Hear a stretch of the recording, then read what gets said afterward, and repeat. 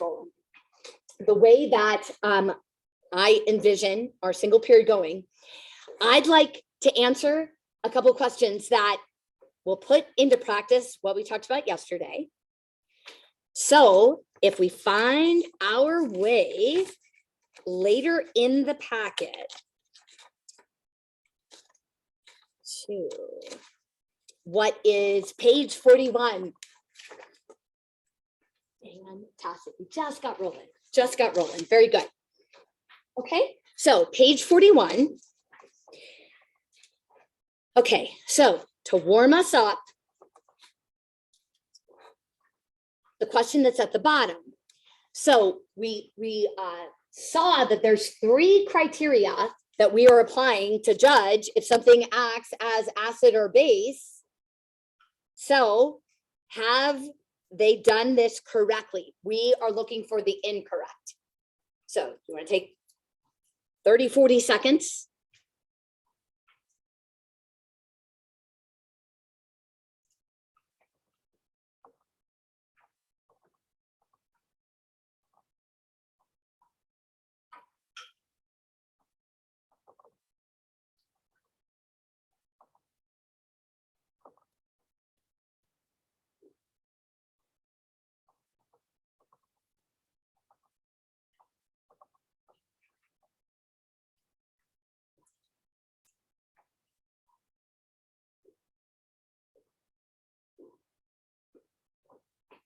Looks like that person.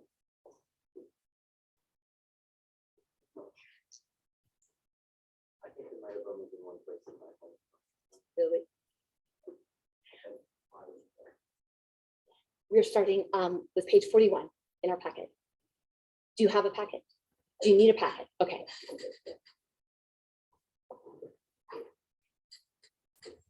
All right. So I would, and I bet you guys can just visualize it. So there's no need to actually write down what I did, but just to like talk aloud with my thinking. So we know we have to evaluate the cation and the anion. The cation we are evaluating is a small, highly charged. And what we're comparing against, is it aluminum +3, cobalt +3, copper +2, or iron +3? Well, the only one is here. But we need to also evaluate the anion. And the anion that we are judging is it the conjugate base of weak acid? If it is, then it's behaving as base. So these guys will behave as acid. These make it base. And if there's ammonium, it will be acid. Okay, so we need to check, is this the conjugate base of a weak acid? No, conjugate base of strong acid. So that means the strength of this at being a base is super pathetic. No go. So it will behave as acidic. That's correct. All right, so here's ammonium. Well, we gotta check if this is the conjugate base of a weak acid. Nope, it's the conjugate base of a strong acid. And while we're on it, so is this. So spectator, spectator. Ah, the potassium ion. Is it satisfying 1 or 3? No. So they're right. This can't behave as an acid and that can't behave as a base. Those are going to be neutral at 25 Celsius, which we assume we are. So this can't behave as a base. We know ammonium behaves as acid. Well, let's just check. Okay, carbonate, its conjugate acid is weak. So this will behave as base because sodium ion, no go. And sodium ion, no go. This acid, that's definitely not one of our strong. So basic is correct. Questions? So this is the incorrect association. This is the correct choice for the question. Any concerns?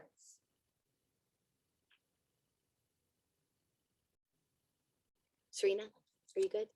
Okay. All right. So if we turn, another way that, this information can come our way is wording it something like this.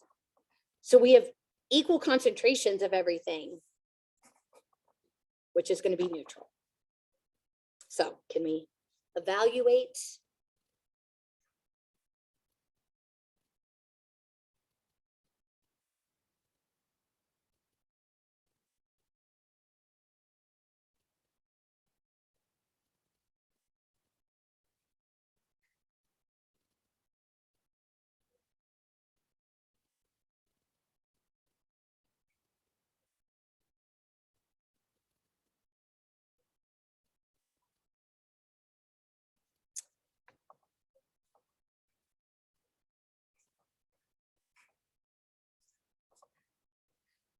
I've, of course, been doing this a while.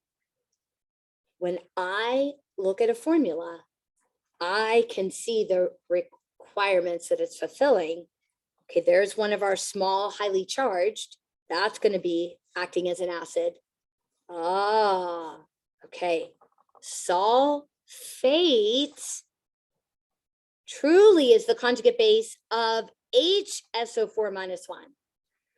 It is the conjugate base of a weak acid. Oh, so this could behave as a base. We'd need to know, well, what is the Ka of that? What is the Kb of that? And whichever is the greater value, that will be the dominant reaction. So just like if we have multiple acids, the stronger acid is going to dominate. That's the only one we have to look at as far as equilibrium or complete ionization. Well, here, we don't know, but we definitely know it's not going to be neutral. It's either going to be acidic or going to be basic, below 7 or above 7. So that's out. Well, here, sulfide, weak conjugate base of weak acids, this will be basic. Conjugate base of weak acid, this is going to be basic. And this ammonium chloride is going to be acidic. So sodium ion does not fulfill 1 or 3. And nitrate, that's the conjugate base of strong acid. So poor thing. So pH. Questions? All right, so we need to be able to judge criteria formula, but then also handle the equilibrium. But I think us being together, the best use of our time would be buffers. Next. All right. So yesterday, so please let me know if you need one. I definitely assume that you do. We got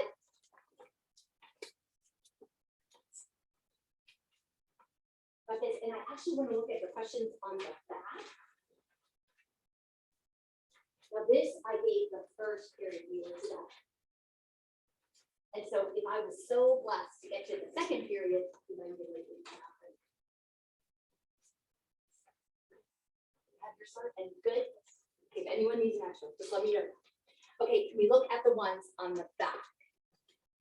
Okay, so what we have to be able to master really is comfort and confidence coming up with the reaction when the strong invader comes in, right? So can we look at 6 and 7? Go ahead and answer them, and then we'll talk.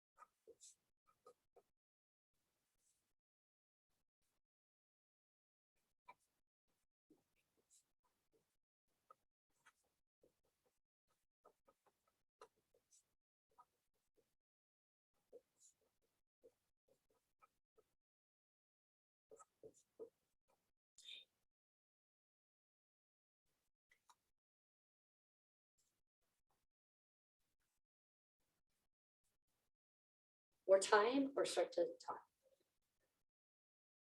Good. All right. So do we understand when we're told it's an ammonium ion ammonia buffer? That means those are, thank you so much, Jeremy. Thank you. That those are in high quantity. Of course, we have water there, but nah. And, you know, hydrogen ion and hydroxide, but in very small amounts. And so we have both of these in our beaker. And it really doesn't matter. Are we calling like ammonium the acid or the reactant or ammonia?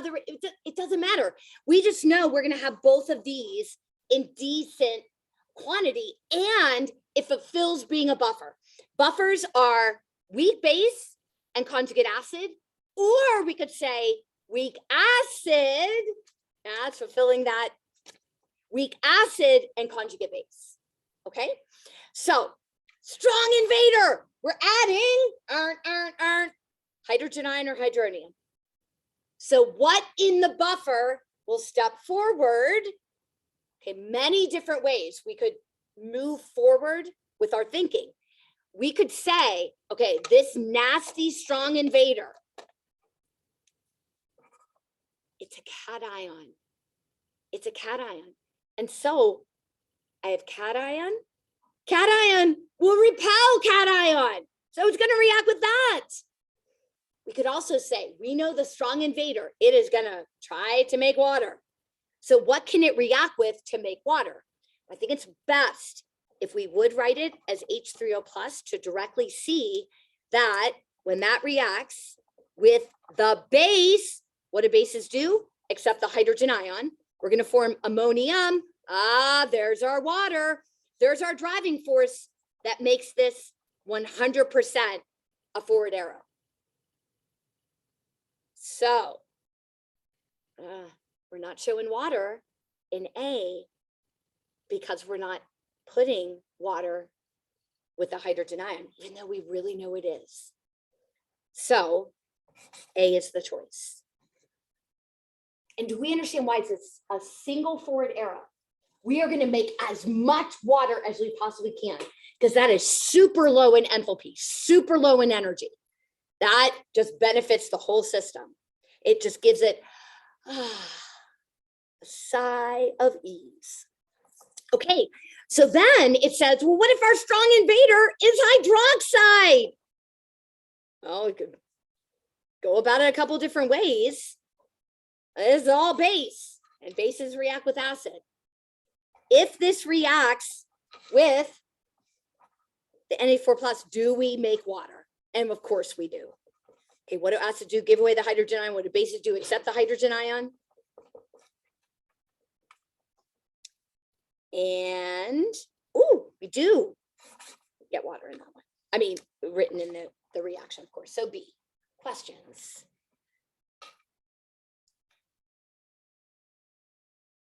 Okay, so next, it is a best use of our time, I think, to tackle buffer.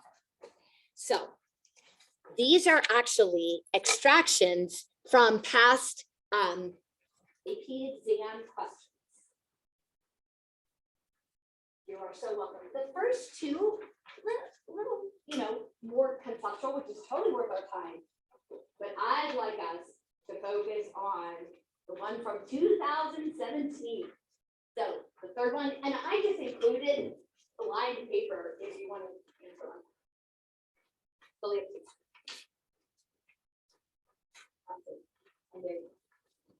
All right, do you want to work together? Do you want to work individually? What do we want to do?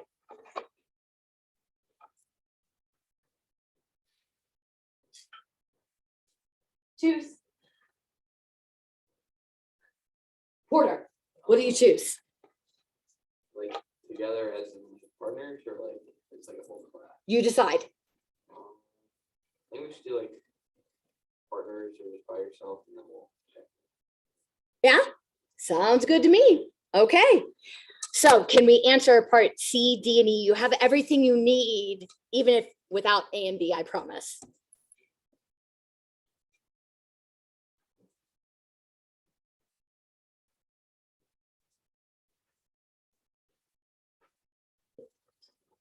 that when we see, okay, you're told you're going to try to make a buffer that's going to protect around that pH, and you're using HNO2, weak acid, but NaOH, that's strong invader. Wait, what? When hydroxide is mixed with HNO2, can we make water? Yeah. And nitrite. Huh. So we may go into this and say, wait, that's a strong invader. The strong invader is going to react with the weak acid, making conjugate base. No.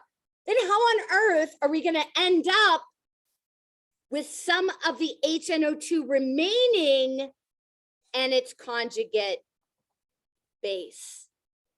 Well, what if, for example, we have a liter of 0.1 molar and we only react a half a liter of the hydroxide? Well, then only half of this will react and we'll make that same quantity of its conjugate base. So how about this twist of a question?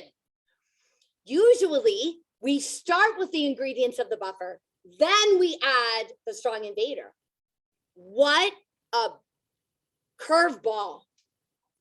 The student, smart whippersnapper, instead of going and grabbing weak acid and a salt that delivers the conjugate base, maybe the chemical store room doesn't have any of that. But he remembered, oh, but if I react strong base, I'm going to make water, so it's going to be favored to happen, but also the conjugate base of that acid. And so they're making the buffer. So now it says, like, explain why it can resolve. So they're telling you it's being made. Because I think initially, if it just said, can you do it? I think we'd say no, because the job of a buffer is to take that down. Well, we are, but we're not reacting all of this, and we're trying to make the same quantity of the conjugate base. Okay, I cannot read on your faces if that makes sense, or that's like, what language is she talking? Okay, what's confusing? Tell me. So explain again how like it's Sure. I would definitely first go into it with, okay, what do I need in my beaker to be a buffer? And are we all good on that? So what do we have, in our beaker if it's a buffer? It's weak acid, and we have thousands and gazillions of them, and conjugate base. Or weak base, is the only one we're expected to, and conjugate acid, okay? So when it says, okay, the student reacts sodium hydroxide, well, that's just our source of hydroxide with the weak acid. And we make the buffer. But what we need in our beaker to be a buffer is weak acid and conjugate base. Oh, so I cannot react all of that away. I need some of it to stay unreacted to be one of the ingredients in the buffer. So as much of this is reacting, what if I add half of it? So if this, oh, thank you so much. So if this is 0.1 mole, if I just choose, you're told the concentration. So let's choose a liter so our numbers are good. That's going to deliver 0.1 mole. Well, what if I only react half of that away? So a half of a liter, that's going to be, right, 0.050 moles. This is going to be 0.100 moles. It's a full arrow. So I can do ICF.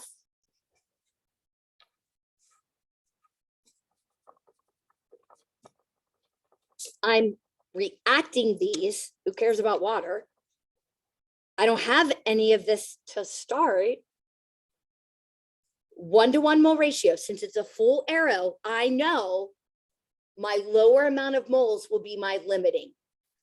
As much of this as reacts will react that same quantity of HNO2, but then I'm going to make that same quantity of its conjugate base. Yeah. So then, hot dog, I don't have a strong invader anymore.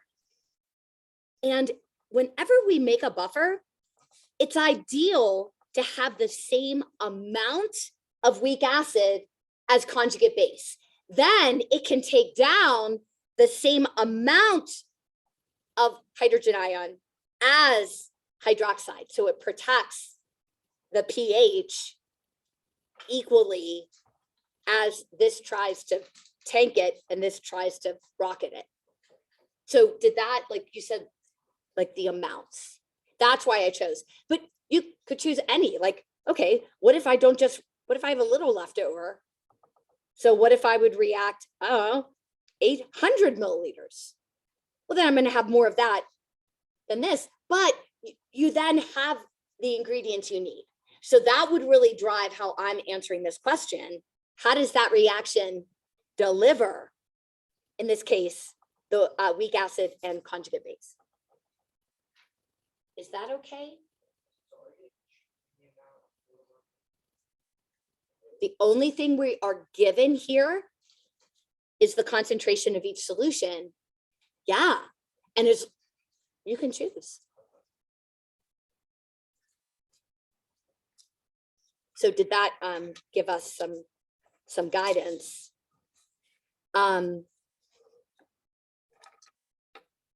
So whenever I said, like, am I speaking a different language? Is there some clarity now? Okay, yeah, okay.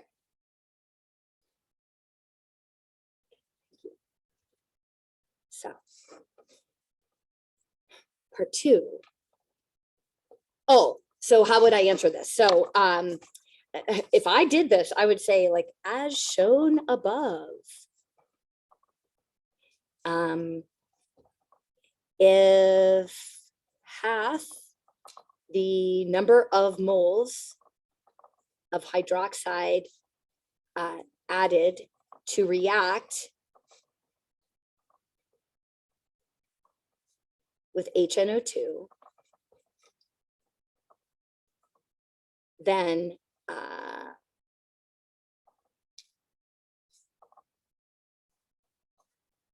required, I'm just gonna say ingredients. I'm sure there's a better word, maybe. Required ingredients for a buffer remain. Oh, half moles of hydroxide compared to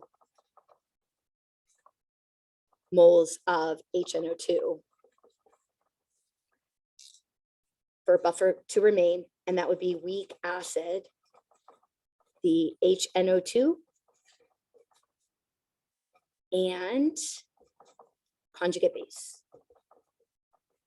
the NO2 minus. Or you could write out in words what you've done here. You don't have to do any of that, but it illustrates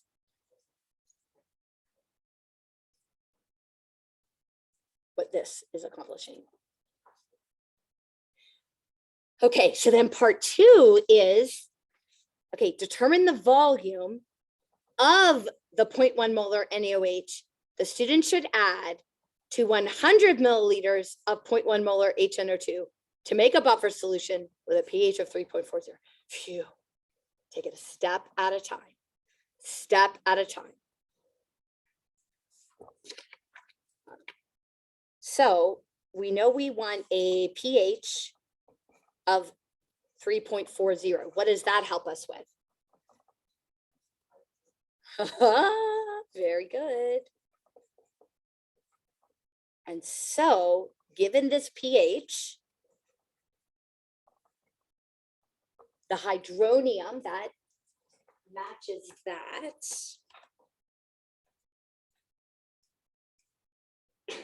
bless you, is 4.0 times 10 to the minus 4.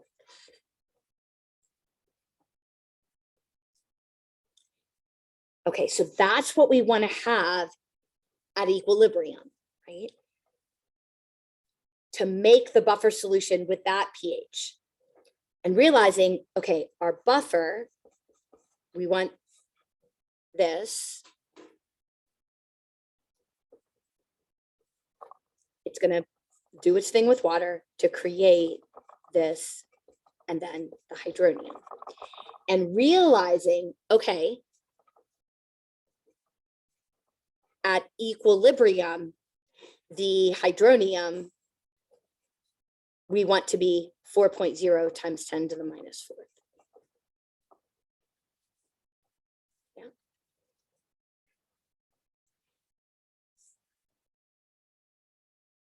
All right, so it says, okay, we're gonna, we're reacting 0.1 molar NaOH to 100 milliliters of 0.1 molar HNO2. All right. What else can I do? Well, how about Ka?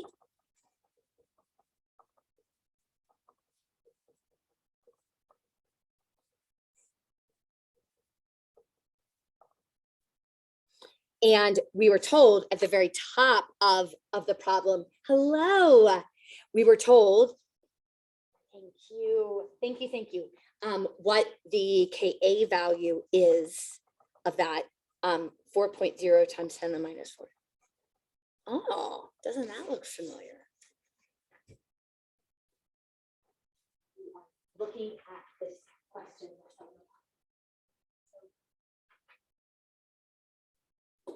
Okay.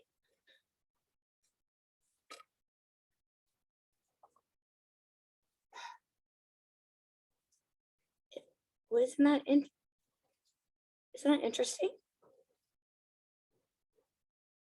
So, the Ka value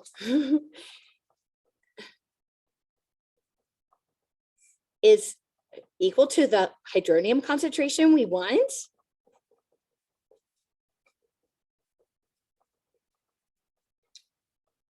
So what has to be true then to deliver that? At equilibrium, these need to be the same concentration, yeah? So the concentration of nitrite needs to be, equal to the concentration of HNO2. Okay, so it is asking. Perfect.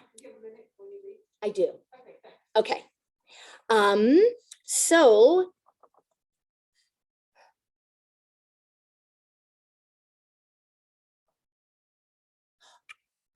distracted. I'll get back. Okay, so we're asked what volume of NaOH will deliver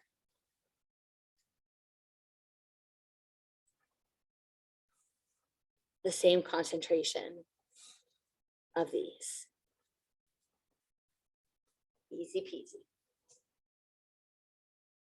We have 100 milliliters of 0.1 molar HNO2. We know what we want to be true to deliver this pH, these concentrations have to be the same. Okay, well, if we have 100 milliliters of 0.1 molar HNO2, how many milliliters of the hydroxide solution, if it's 0.1 molar as well,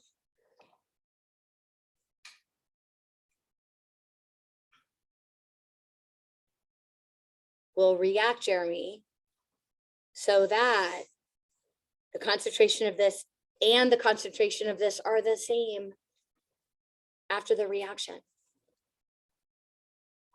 Do you see, or do we not see? Our brains are not seeing it. Okay, how much of this do we need to react away? Half. If we react half of this away, we'll have half left and we will have made as much NO2. Yes? These are the same concentrations. So what volume will we add to react away half of that?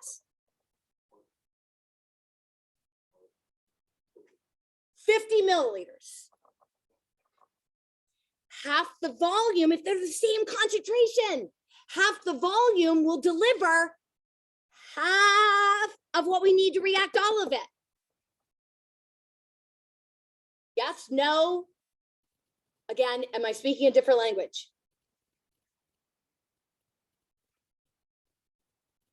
Okay, so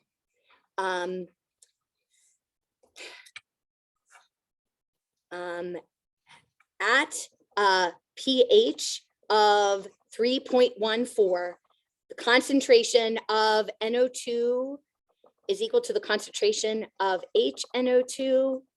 To deliver that, a volume of 50 milliliters of the base would be needed if you showed the supportive work. Man, those are stretch questions. Really, really stretch questions. All right, so